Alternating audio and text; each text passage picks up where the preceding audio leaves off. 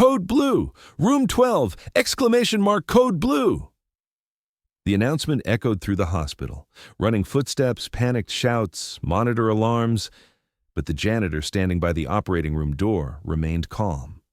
Because he had seen much worse than this. In Baghdad, without medical supplies, under bomb explosions. Now it was time to act. Welcome to Echo Stories. Before we begin this powerful story, tell us in the comments which city you're watching from. And if you believe stories like this need to be heard, hit that subscribe button to support our channel. St. Mary's Medical Center on the south side of Chicago was a large 400-bed hospital. During the night shift, the hospital became a different place, quieter, more tense, more critical. Emergency cases could come at any hour of the night. Dr. David Chen, 28 years old, recently graduated from medical school, was a young surgeon in his second year of residency. Bright, ambitious, but still inexperienced. Tonight he was on cardiac surgery rotation and was on guard duty alone for the first time. Also working the night shift at the same hospital was someone else. Robert Bob Miller, 67 years old, a custodial services employee. For 12 years he had done the same job, from 11 p.m. to 7 a.m., cleaning hospital corridors, rooms, and operating theaters. Bob was a quiet man. He didn't talk to doctors, just said "excuse me" when necessary and stepped out of the way. His uniform was always clean, his work disciplined. No doctor had ever wondered about his past. They only knew him as Bob the janitor. But Bob observed everything in the hospital. Which doctor was stressed in which case, which nurse panicked in what situation, what could happen in which type of surgery. 25 years of habits die hard. At 11:30 p.m., Bob was cleaning the third-floor cardiac surgery wing as usual. Dr. Chen was performing a routine valve replacement in the operating room. Experienced nurse Janet was assisting him. As Bob passed through the corridor, he glanced into the operating room through the window. Dr. Chen was doing well, but Bob noticed slight tension in his hand movements. This was something he often saw in young doctors. "Everything looking good in there," he heard Janet's voice. "Yeah, almost done," came Dr. Chen's reply. Bob continued cleaning, but his ear was always on the operating room. Old habit, always alert, always ready. At 12:45 a.m., an emergency call came. "Doctor. Chen to emergency stat. Dr. Chen to emergency stat." Dr. Chen left his surgery to Janet and ran to the emergency room. Bob also watched curiously. A 19-year-old young man had been brought to the emergency room. Car accident, multiple trauma, and worst of all, cardiac arrest. The EKG was showing a flat line. "How long has he been down?" Dr. Chen asked. "EMTs said about 8 minutes," the nurse replied. Dr. Chen started CPR, had the defibrillator prepared. But 8 minutes was a long time. The risk of brain damage was increasing. Bob was watching from the corridor. The young man's age, his condition, it seemed familiar. It reminded him of those young soldiers he saw in Iraq. 19 years old, their lives ahead of them. After 15 minutes of CPR, Dr. Chen was starting to get tired. Come on, he muttered. "Doctor," the nurse gently touched him. "Maybe we should—" "No, keep going!" Dr. Chen was determined. Bob's heart ached. He wanted the young man to live, but statistics were merciless. After 20 minutes, finally, the pulse returned. Weak, but there. "Got him back!" Dr. Chen was happy. But Bob knew the real challenge was just beginning. The patient was taken to the ICU. Dr. Chen started monitoring, but at 2:30 a.m., problems began. The patient's cardiac rhythm was unstable. There were signs of internal bleeding. "We need to get him to OR, Dr. Chen decided. "Which surgeon should I call?" the nurse asked. Dr. Chen hesitated. The senior surgeons were sleeping. It was an emergency, but waking them was risky. "I can handle it," he said. Bob heard this and worried.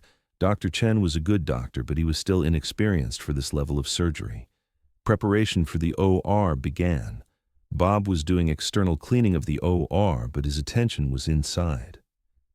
Surgery began. The initial incision went normally. but localizing the bleeding was difficult. There were multiple injury sites. "Suction here," Dr. Chen instructed. "Blood pressure dropping," the anesthesiologist warned. Bob was watching through the window. He noticed a slight tremor in Dr. Chen's hands. Stress was building up. The surgery had lasted 45 minutes. The patient was not stable. Dr. Chen couldn't find the bleeding source. "We're losing him," Janet whispered. There were sweat beads on Dr. Chen's forehead. "More suction, I can't see clearly." Bob's heart rate increased. He had seen this scenario many times. Young medic, critical patient, insufficient experience, in Baghdad, in Kabul, in many places. "Blood pressure 60/40 and falling," the anesthesiologist announced. Dr. Chen was starting to panic. I need to find this bleeding." His hands began to shake.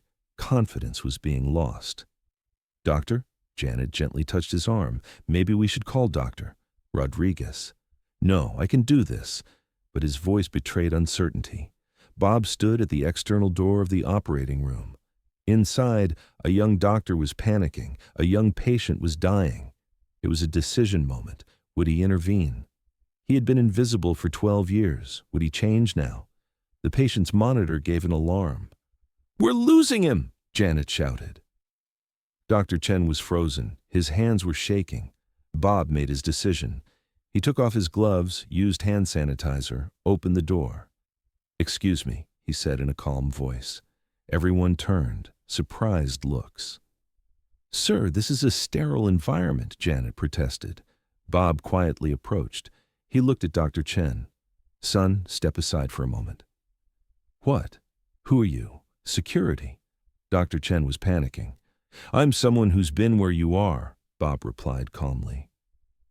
The monitor alarm intensified. The patient's blood pressure was critical. "Please," Bob said gently. "Let me help." Dr. Chen hesitated. Something in Bob's voice, his demeanor. There was authority. "Who are you?" Janet asked. Bob put on surgical gloves. "Former Army surgeon, 25 years, combat medicine." Everyone was frozen. Who could have guessed that the janitor was a combat surgeon? "You can't just—" Dr. Chen started. "Son," Bob interrupted gently. "That boy's got about 60 seconds. I've seen this injury pattern in Baghdad. Internal carotid artery involvement. You've been looking in the wrong place." Dr. Chen's eyes widened. Bob's analysis was accurate. "Let me show you," Bob said, approaching the patient. Janet hesitated, then stepped aside. Extraordinary circumstances required extraordinary measures. Bob examined the patient with expert hands, 30 years of experience analyzing trauma. "Here," he pointed to a specific location, "retroperitoneal bleeding, hidden behind the bowel. You won't see it with the standard approach." Dr. Chen watched, amazed. "How did you?" "Because I've closed this wound 50 times under rocket fire." Bob took control with quiet authority. "Retraction here, suction there. Janet, I need 30-proline sutures." His hands moved with precision. No shake, no hesitation. Muscle memory from thousands of combat surgeries. "Dr. Chen, watch carefully. In combat medicine, we call this damage control surgery. Stop the bleeding first, fix everything else later." The young doctor watched in awe. This was a technique they didn't teach in medical school. "Pressure here while I isolate the vessel," Bob instructed. Within 10 minutes, the bleeding was controlled. The patient's vitals stabilized. "Blood pressure rising," the anesthesiologist announced, surprised. "Now we repair methodically," Bob continued teaching. "Combat medicine rule, no heroes, just precision." Dr. Chen absorbed every movement, every technique. As the surgery continued, Bob quietly explained each step. "In Fallujah, we had no luxury of perfect conditions. You learn to work fast, efficient, accurate. But most important, you learn to stay calm." "How?" Dr. Chen asked, still amazed. "Because panic kills patients. Fear kills patients. Only calm saves lives." Janet watched silently. In 12 years, she'd never seen anything like this. This suture technique, Bob demonstrated, designed for maximum strength with minimum time. When mortars are falling, speed matters. The patient was stable. The surgery was successful. The crisis had passed. There, Bob finished. You can take the patient to recovery. Silence in the room. Nobody spoke for a moment. After the surgery in the scrub room, Dr. Chen asked his questions. You're really a combat surgeon. Former. Retired 12 years ago. Why are you working as a janitor? Bob smiled. Because I wanted peace. No more life and death decisions. Just quiet work. But tonight a young man needed help. Sometimes we can't stay retired. Janet joined them. Bob, I've worked with you for 8 years. I had no idea. Good, Bob replied. I prefer it that way. Dr. Chen's curiosity had no limits. Where did you serve? Iraq, Afghanistan, 3rd Combat Surgical Hospital. Then Walter Reed as Chief of Trauma Surgery. Chief of Trauma Surgery? Dr. Chen's voice was incredulous. Long time ago. Different life.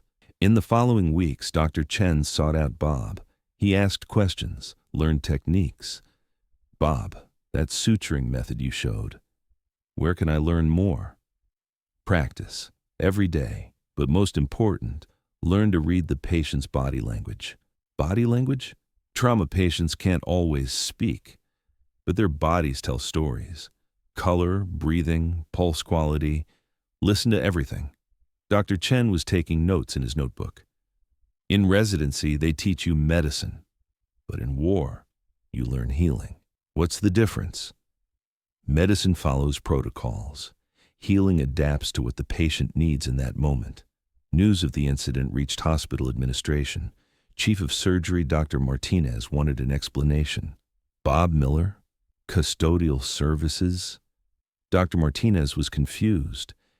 He saved that patient's life, Dr. Chen explained. I was lost. He took over. A janitor performed surgery? A former Army trauma surgeon performed surgery, Dr. Chen corrected. Dr. Martinez pulled Bob's employment file. The education section listed high school diploma, no military service in the background check. Bob, Dr. Martinez called him to his office. We need to talk. Bob sat calmly. I understand the concern. You lied on your application. I omitted information. Different thing. Why? Because I wanted a simple job. Clean floors, go home. No pressure, no life or death decisions. But you're qualified to be on our surgical staff. I was qualified. Now I'm tired. I want peace. The young patient, Mark Thompson, recovered fully. His family was told what happened. A janitor saved my son? His mother, Mrs. Thompson, was shocked. Former combat surgeon, Dr. Chen explained. Mrs. Thompson wanted to find Bob.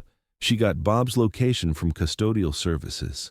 Bob was mopping the 5th floor corridor when she approached. Are you Bob Miller? Yes, ma'am. You saved my son's life. Bob stopped mopping. Dr. Chen did the surgery. I just helped. They told me who you really are. Bob was uncomfortable. Ma'am, your son is healthy. That's what matters. Mrs. Thompson hugged him, tears in her eyes. Thank you for coming out of retirement for my boy. Bob gently patted her shoulder. Any parent would want someone to help their child. Word spread through the hospital. Bob's real identity was revealed. Some doctors showed respect, others were skeptical. If he's really a trauma surgeon, why work as a janitor? Dr. Williams questioned. Dr. Chen defended, PTSD maybe. We're just wanting a different life. Does it matter? Young residents started seeking Bob's advice, informally, of course. Bob, I have a difficult case tomorrow. Abdominal trauma. Any thoughts? Bob would listen, offer quiet suggestions, never insisting, just sharing experience. Remember, medicine is art as much as science. Every patient is different. Dr. Martinez made Bob a proposal. We want to offer you a consulting position, trauma surgery advisor. Thank you, but no. Why? You could help train residents, share your experience. I shared my experience for 25 years. Now I want quiet. But your skills, My skills serve their purpose. Now they rest. Dr. Martinez was persistent. At least consider part-time. Doctor, Bob interrupted gently, I chose this job because it lets me help healing without the responsibility of decisions. Every night, I clean operating rooms where lives are saved. That's enough contribution. Dr. Chen wanted a private conversation with Bob. Bob, I want to apply for trauma surgery fellowship. Will you recommend me? Why trauma surgery? Because that night showed me what real medicine looks like. Under pressure, without perfect conditions, saving lives with pure skill. Bob nodded approvingly. Trauma surgery isn't glamorous. It's messy, stressful, heartbreaking. I know, but it's where I can make a difference. Then you have the right motivation. I'll write the recommendation.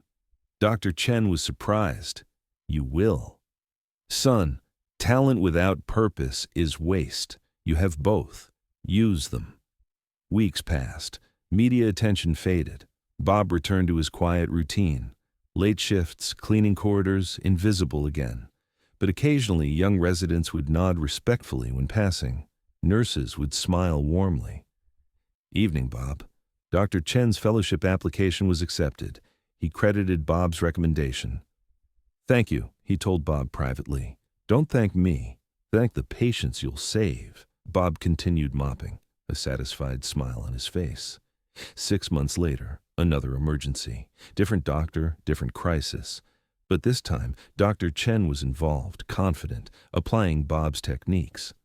Bob watched from the corridor, proud but invisible again. This was how he wanted it. Quiet service, occasional guidance, no spotlight. After his shift, Bob went home to his small apartment. Photos on the wall, military service, fellow soldiers, but also St. Mary's Hospital Certificate of Appreciation, Dr. Chen's fellowship photo, thank you card from Mrs. Thompson. Different chapters of the same life. Service took many forms. He made coffee, sat by the window, watched the sunrise. Another night of quiet healing completed.